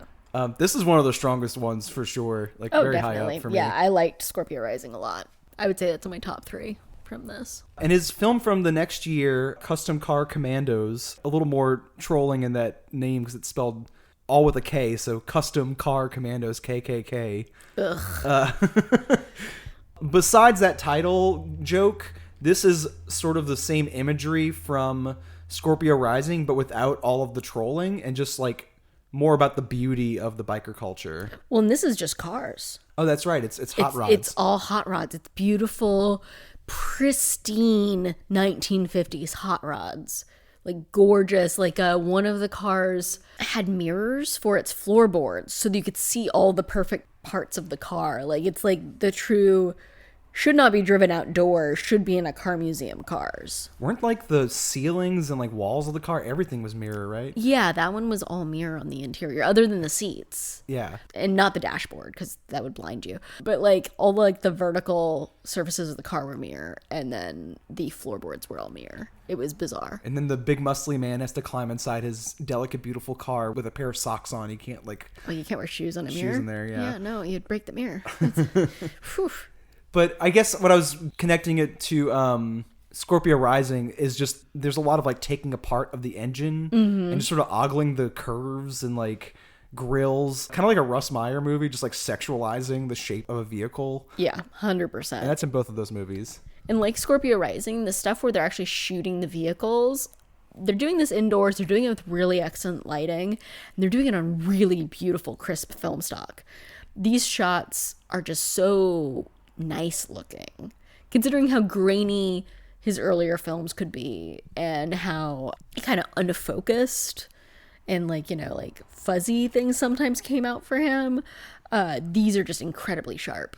Not all of Scorpio Rising is sharp like that, because he also uses like B footage of like boys on bikes. I'm guessing with the particular group of boys he was shooting, those boys aren't like going out necessarily to the motorcycle rallies because they'll get beat up. So he just like took regular stock footage of like motorcycle rallies with like 100 people at them, and then intercut that.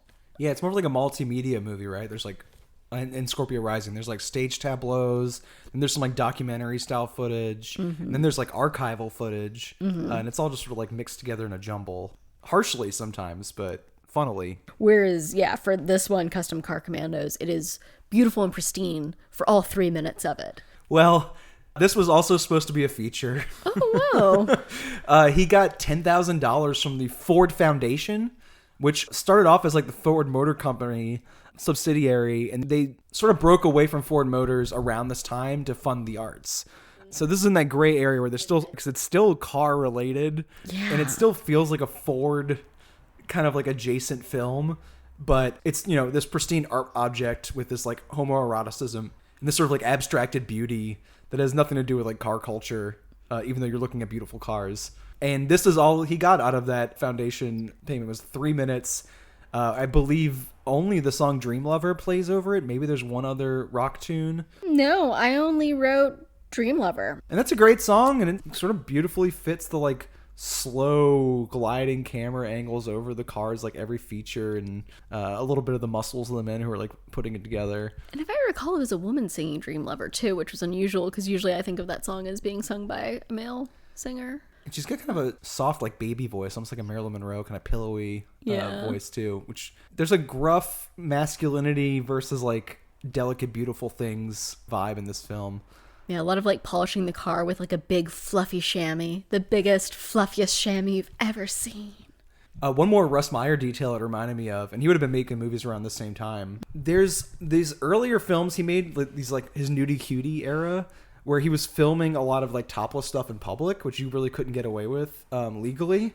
So what he would do is he would shoot these inserts where these women were in these pink pastel voids. Mm-hmm. So they would be like, shake their titties for the camera in this like beautiful fake artificial like photography environment. And this one has that same kind of setup where the background is just this like pink void that goes nowhere, Yeah. And it just looks really cool and artificial in like a cotton candy kind of way. So it's like Russ Meyer, except it's incredibly gay, which, I mean is a compliment. Yes. Because I love them both. And then the next film, I think we have a much edgier, more grotesque version of what he started with Inauguration of the Pleasure Dome. This one is called Invocation of My Demon Brother. It is the one that heavily features Anton LaVey doing his Church of Satan rituals. It also features a bunch of hippies staging this ritualistic funeral for a pet cat, in which they burn a cat's body alive on the camera, which was a little rough to watch. They burn it live on the camera. The cat itself is not alive. Sorry, yeah. The cat is already dead. The cat's dead. I don't know why I said live. They burn a dead cat on the camera, which was rough. The one thing I can say about it positive is that it's a very scary film. It's very upsetting. There's this repetitious, almost screwdriver sounding score provided by Mick Jagger using a Moog synthesizer for the very first time in his life, and he didn't really know what he was doing. Yeah, he was just experimenting, and so he ended up with this really terrifying sounding drone effect where it's just kind of these sharp stabs of sound, like stabbing at you, but then also very droney. So it kind of like drone and lull along, and then stab, stab, stab, and then like stab, stab, stab, which was a very off-putting effect that he managed to put together, which was a very like quick replacement score that he had to get last second because his original score was done by one of the Manson family members who, prior to his run-ins with the Manson family, but they got in a fight essentially, and so he didn't finish doing the soundtrack, and so Mick Jagger just had to step in because at this point he started becoming like a member of like, I don't know, a certain like countercultural subset. Yeah, and this is like when hippie stuff just got really ugly. This is like the year of the Sharon Tate murders. Yeah, this is the year. It's 69. It's when all the fun times ended. This is after Altamont, so things go poorly for Mick Jagger as well this year. And then I believe the man who absconded with the scraps of footage and the original score went to trial for murder for a different Manson-related crime that wasn't the Sharon Tate murder. Yeah, he killed a friend of his prior to the Sharon Tate murders, the Tate Bianca murders, and so he was not involved with that as a result. So like he got off, like much lighter because he just murdered one guy over money. So he then couldn't be involved in the other murders and then go to jail for life. So I mean, it's probably for the best for him.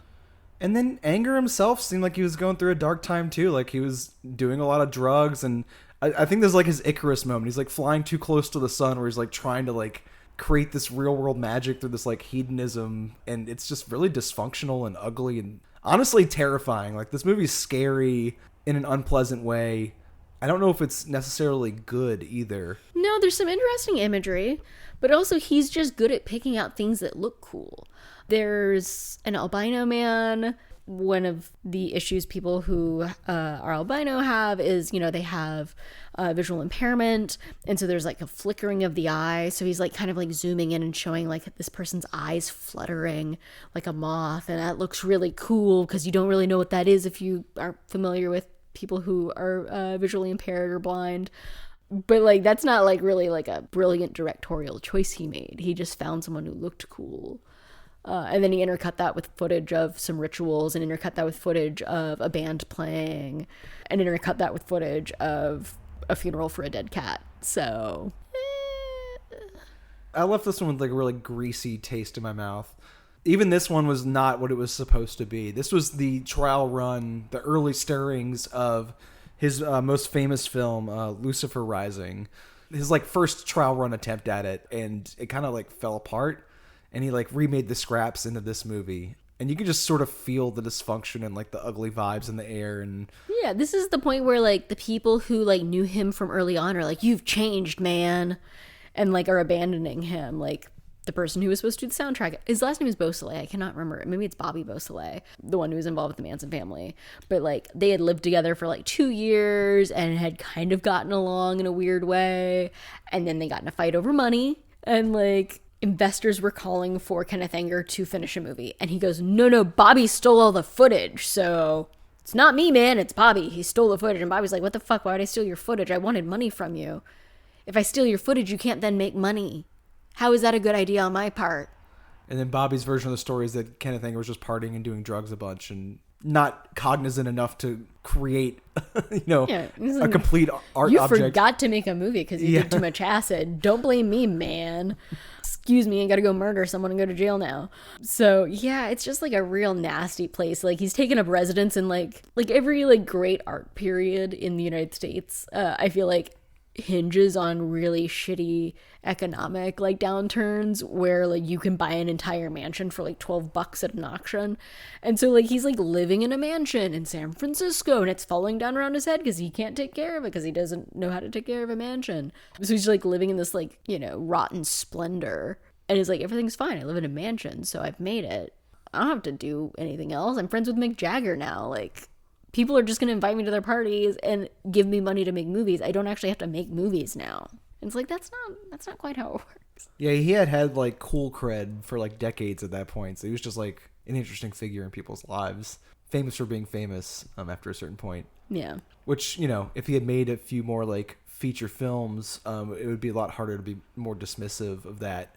But because he has all these like projects that like could have been more and could have been bigger and like more put together, it's hard not to be a little frustrated with him. Yeah, that's the thing. Like, I don't want people to think like I don't like Kenneth Anger or something, because I do. I really like some of his films. It's just I'm also so frustrated with him after watching Invocation of My Demon Brother. It's like, why did you make this?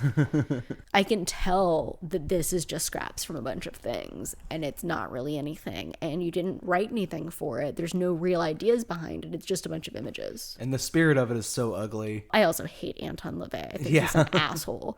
So, there's that. And you want to talk about that birdcage image from Pleasure Dome being like so iconic. Most images I've seen of LaVey, like online, just like Googling him for other projects, have come from this movie. Like this is like a document of his ugly scene that he created. Yeah, this was around, I think, maybe shortly after LaVey's like most like famous event where he did like the satanic baptism of his daughter. And so, yeah, like, he's riding high at this point, being his shitty, misogynistic self. Yeah. This stupid fucking facial hair that drives me nuts.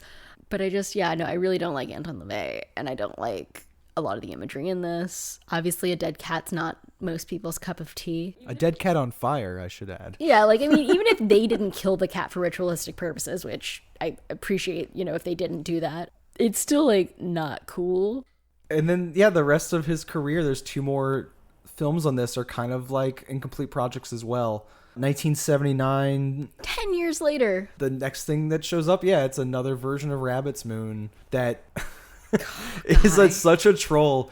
It's like sped up, edited down, and then the rock and roll like 60s soundtrack is replaced with this like proggy spooky rock song. It's like Bad Warren Zevon. Yeah, that's right. Things that go bump in the night. tend to give me a terrible fright. A little bit of like ELO in there because he like carries the like notes in the chorus on for a really long time. Given the night, above the night, above the night. I fucking hate that song. The fact that this is now a 7-minute version of Rabbit's Moon and he sped it up to double time and cut out half the scenes. He tightened it up a little bit. I think the original Rabbit's Moon could have been edited down a little to make it a little more coherent.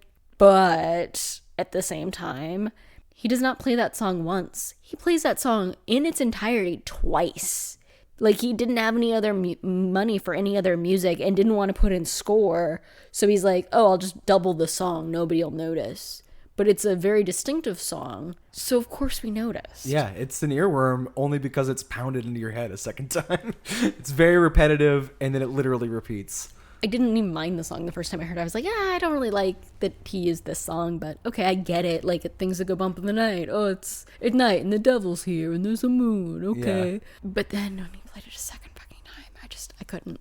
I was actually less offended by the song choice than I was by the fact that he replaced those beautiful Méliès versions of the moon with, like, kind of ugly shots of the actual moon. Footage. Yeah, it was like bad stock footage. It kind of just zaps the magic out of the movie in a very clear way. Part of the charm of Rabbit's Moon is that it is on a closed set with pantomime painted sets, very much like a pantomime puppet show.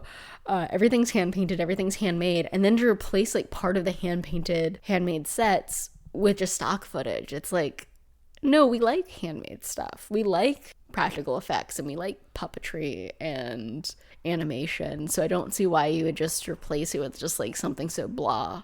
And like, it's not even like the zoomed in moon. It's like kind of a small moon in the sky.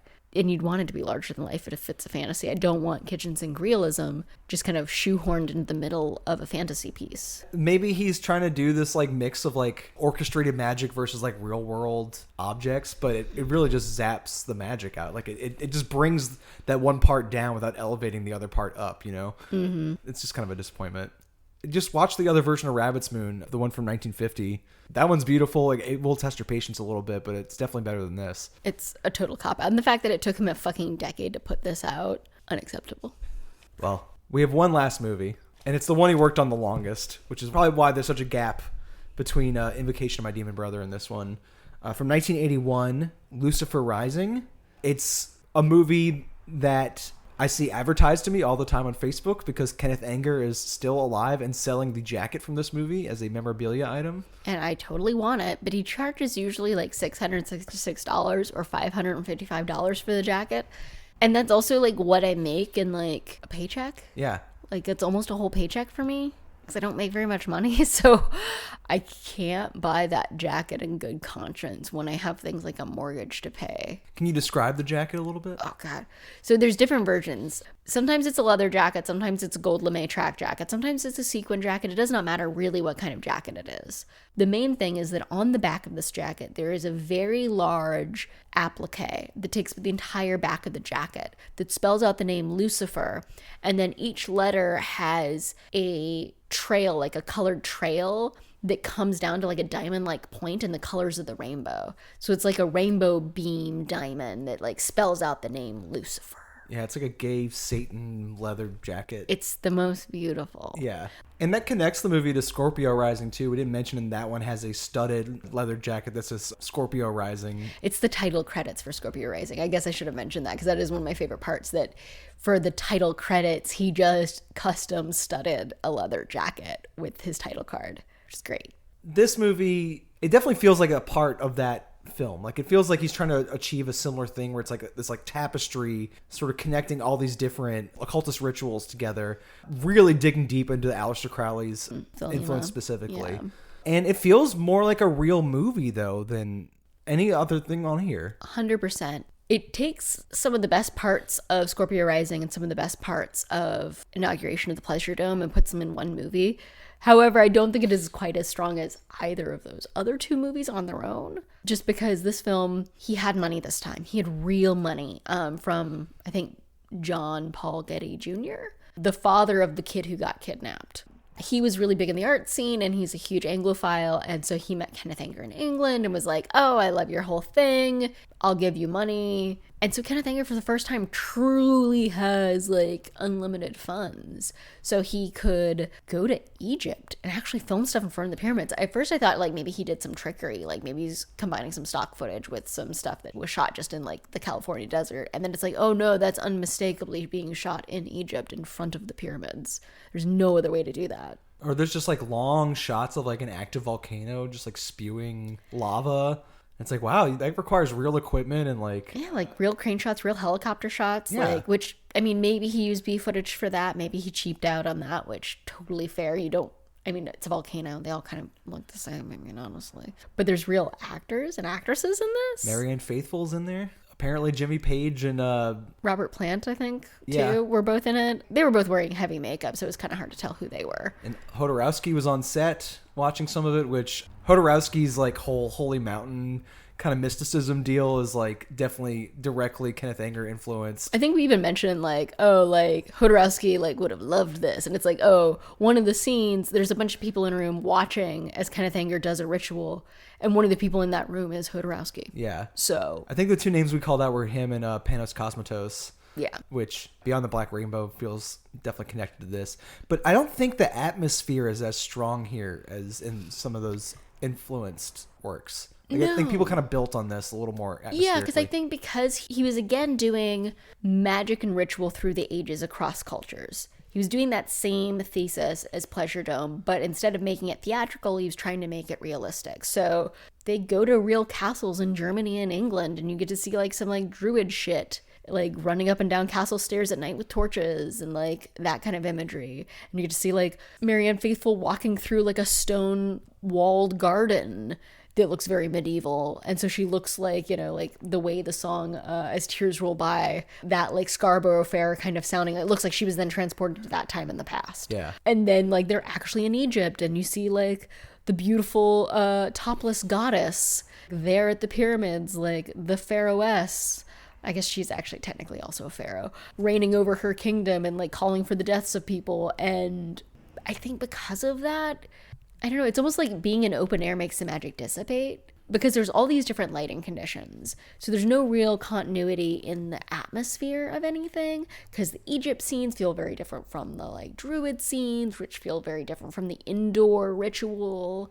And so because the lighting and the film quality and the way they're paced is so different from scene to scene, it does feel really disjointed in a way that Pleasure Dome doesn't, the way Scorpio Rising doesn't necessarily. Yeah, they don't overlap and like interact with each other. They're just kind of like butted up against each other. Here's a little of this, here's a little of that. And this was also supposed to be a longer film with more of a clear narrative and more of a traditional movie that never came together.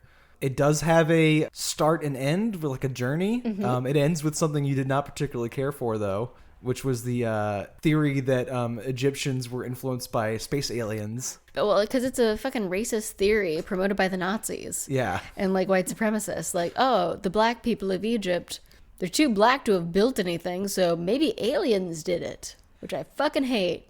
But also, like, people back then, like, when that book Ancient Aliens came out, like, not a lot of people knew that the person who wrote that was, like, part of, like, white supremacist groups and, like, was into that shit. Like, a lot of people just, like, read it and was like, oh, this is cool. What if we're descended from aliens? And that's how life started on Earth. Like, I get that. It's very, like, galaxy brain.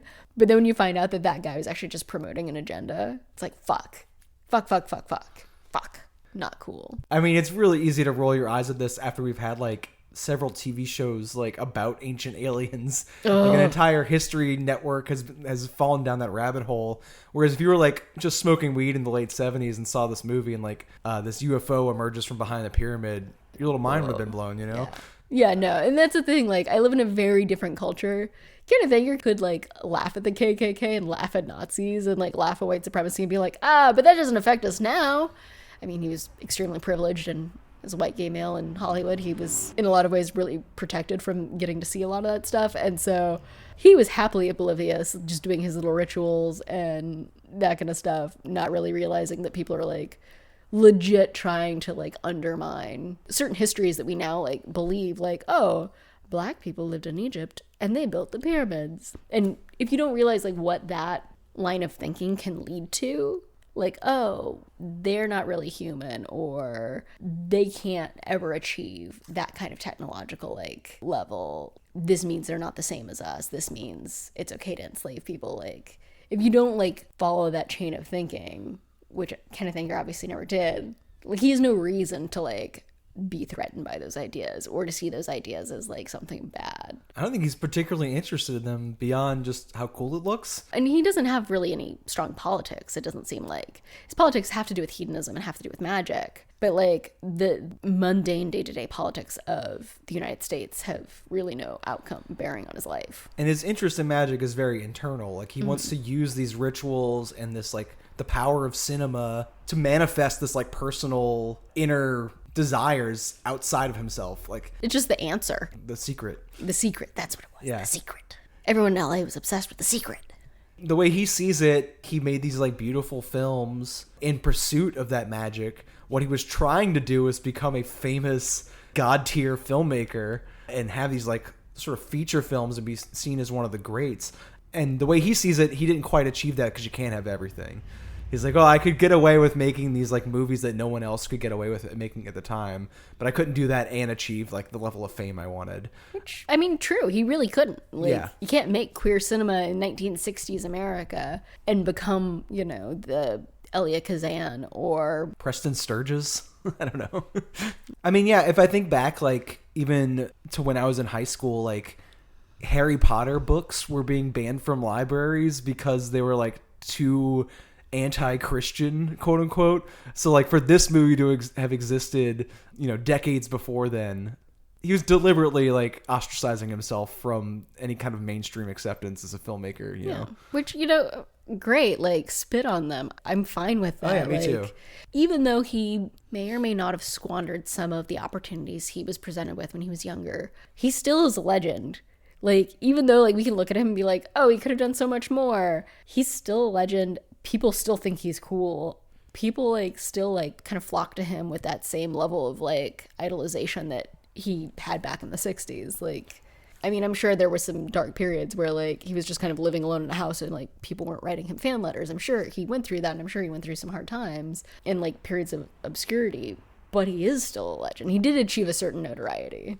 And even if these films are like individually flawed and like we kind of want a few of them to be better than they are, as a group and as a whole, just like living in this imagery for a couple weeks as we like watched one a day, it's really impressive as like a set, you know? Even though none of those films quite lived up to like an expectation we had, all of these films helped make other films. They were so heavily influential in their imagery and in their content and in their style that he may not have achieved his dreams, but other people have achieved his dreams.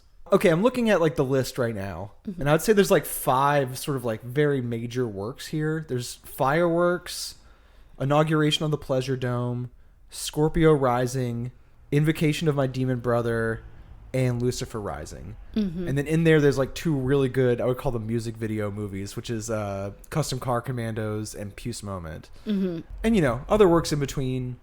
Do you have like clear standouts, or like you absolutely have to see this Kenneth Anger movie, or do you think it's like you have to see the whole set to get why any of them are significant? I don't think you need to see the whole set. If you just are a fan, if you see like the first couple that we recommend and you really love them and you want to see all the rest, good on you, please do. But I think, you know, really you need to watch Inauguration of the Pleasure Dome. You need to watch Scorpio Rising. I mean, I really loved Custom Car Commando, even though it's like, you know, a 3-minute short. And I think, yeah, you need to also watch Lucifer Rising. I think if you were just going to watch 3, though, Inauguration of the Pleasure Dome, Scorpio Rising, Lucifer Rising, and you'd be fine. I think that sums up the Magick Lantern Cycle, those 3. Those are like really good cornerstone movies of a pyramid shape to like sort of establish what he was doing with that series. Personally, though, my favorite is still Fireworks, and it does feel like a separate work from that corner. I think if there's 3 longer movies, it'd be, Inauguration, Scorpio, and Lucifer. And then if there's 3 shorts, it would be Fireworks, Custom Car Commando, and Puce Moment. I think the shorter ones maybe exist better isolated. Basically, we're just saying skip Invocation of My Demon Brother because it's gross. Yeah, and Rabbit's Moon is just so fucking frustrating no matter what version you watch. So Ode to Artifice doesn't really mean anything. Not to me. It might have meant something to him. It's pretty. There's some really cool abstract water scenes. That's about it. But, you know, this whole general patina of, like, occultist rituals and, like, overt homoeroticism in a time where neither of those things would have been acceptable to, like, a mainstream moviegoer, so that had to be, like, packed away in these little art house spaces in, like, New York City and, like, the darker corners of Los Angeles. Like, this is really just fun stuff to sort of live in for a while. Yeah, and it's also a glimpse of, like, this California that no longer exists. I feel like California is very much like this, like, obsessed with clean living, obsessed with living, like, the perfect life kind of place. And, like, it used to be a weirder, seedier place. Like, I mean, California's still seedy as fuck, but, you know, it's this place that was built just for oddballs. Everybody there is from out of town. Everything's kind of weird.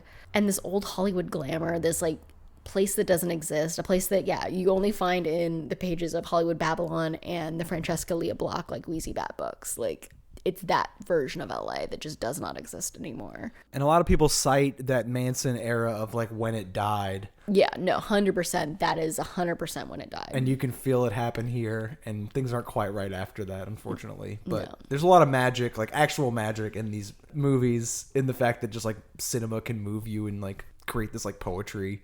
Like, even if I don't quite believe the same things he does as far as, like, manifesting your internal desires externally, I felt some, like, real strong, potent stuff in these films. Yeah, no, for me, a spell is not, like, a thing you say or write down. It's not necessarily a set of rituals you do. It's a machine. Like, so to me, like, a computer is a spell, or, like, a piece of art is a spell. So, like, it's a machine that creates a thing. And I say machine very loosely, but it's a thing that has a cause and effect. And I think his films are spells. His films are ritual. His films are spells. He does manage to capture magic on film, just not necessarily always the way he thinks he does. Well, in that way, it's a success, kind of undeniably, you know? Yeah. Well, that was a very heady topic. Whew, I'm not gonna lie. It was, like, hard to talk about this stuff. I hope that we got at least somewhat accurate description of what he was up to, because it is a lot to handle, spread out over a long period of time. Yeah, and I mean, I would just really love, I don't know if a book that's really like a oral history of Kenneth Anger exists. I don't know if he's ever written an autobiography, but I think that would be really fucking fascinating from him, like, really going into it. Like, I know, yes, he did do a lot of drugs, but hopefully he kept notes and took photographs, and he has people around him who can assist him with, like, getting this stuff out, because, like, I think his world is utterly fascinating. He's still out there giving interviews, too. I watched one with him and Nicholas Winding Refn the other day that was, like, pretty sharp. Yeah, it must have been pretty recently. So he's still out there telling his stories. And I hope we haven't offended him. Like, I mean, we're nobodies. Like, there's no chance he will ever hear this, but, like, I do, like, hold him with a certain amount of reverence. Sometimes I think he makes dumbass decisions, but, like, that's just my opinion. And I can love someone and think they're great and still think that they behave like a dumbass. We just want better for you. I'm not mad. I'm just disappointed. Everyone knows that's worse. So next episode, we're going to kind of make it even more hard on ourselves. Brittany and I are going to talk about the Czech New Wave and, like, Czechoslovakian movies.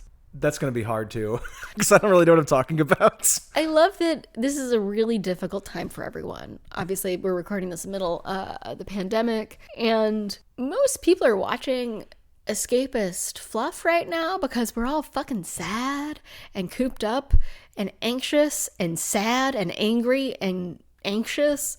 And here we are, like, what are some of the more difficult things we could delve into? Oh, here are some films about drugs and magic and sex and queerness. Let's delve into that. Oh, Czechoslovakian art films of the new wave. Let's delve into that. It's not like, hey, you want to just, like, do, like, some rom-coms set in libraries?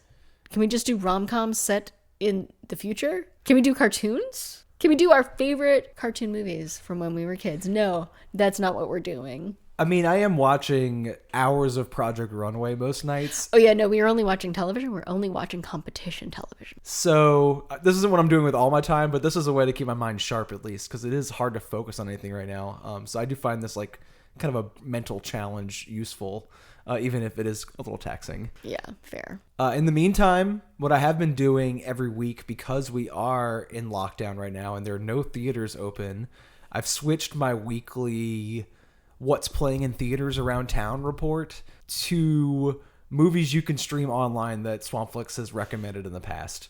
So every Thursday I've been posting just like a list of like movies we've rated 5 stars just for like a random grab bag. Yeah, because we need to know what's good. Problem when I open Netflix is I just like to scroll forever because maybe I'll see a better movie if I keep scrolling. And then you've wasted an hour. Yeah, I also really love doing that though. So anytime you want to see just a random grab bag of recommendations of movies you can stream during this pandemic, click on Now Playing at the top of the website, and I'll include a link to that in the notes for this episode.